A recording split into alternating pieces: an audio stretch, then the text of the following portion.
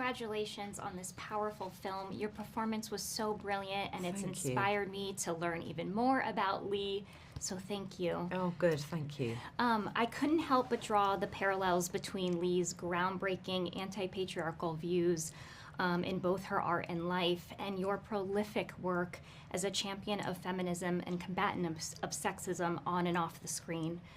Art can be one of the most powerful tools for change. What motivates you to keep choosing to create art like you have with Lee that is a catalyst for change?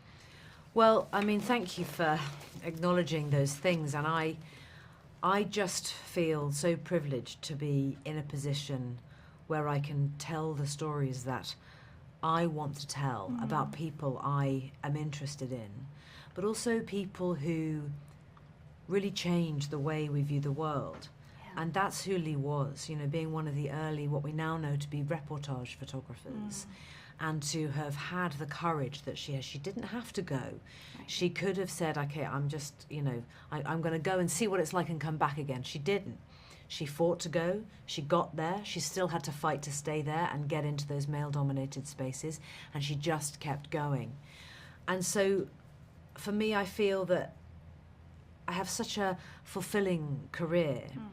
But at this time in my life, it's so much about bringing really interesting groups of people, women, together to tell stories as a group.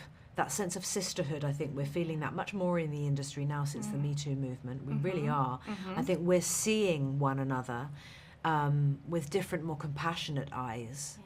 And Lee was already doing that 80 years ago, already redefining femininity to mean resilience and power and courage and compassion. I mean, she was something else. I couldn't not tell her story. Yeah, absolutely. I saw a quote, it was in the New York Times by an artist talking about Lee Miller and World War II photographers, how they had to not only fight bombs, but men as well. And I was like, it was just such an inspiring story.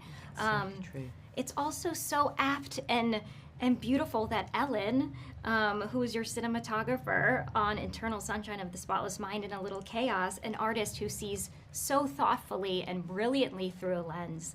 You collaborated with her on that. So what did that mean to you to kind of have her at the helm, especially with her perspective? So I had been developing the film for 5 years by myself, working with Liz Hannah and Marion Hume, our writers.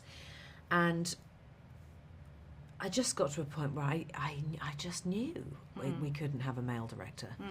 It didn't sit right at all. And knowing Ellen, knowing that at that point she'd also moved into directing television, it felt, I don't know, there was some symbiosis going on about her being the person to bring Lee's story to light in a visual way, because Ellen's skill set is obviously telling narrative stories through vision. And of course that's Lee. That's who she was. And also I'm such a believer in no matter what experience a person has, no matter what age they're at, everyone has to be given a shot. And this was Ellen's first feature. She's in her 60s. She has an extraordinary, decades-long, brilliant career behind her as a cinematographer. And it was really exciting, the idea that she was going to jump in and do this. Yeah, it felt so kismet and perfect. Well, I could talk to you forever. There's also beautiful and powerful themes here about shame and female pleasure. And I just want to say that we are so grateful for all the work that you do in front and behind the camera. And thank you so much. And it was such a gift today to be able to talk to you about this. Thank you so much. Yeah.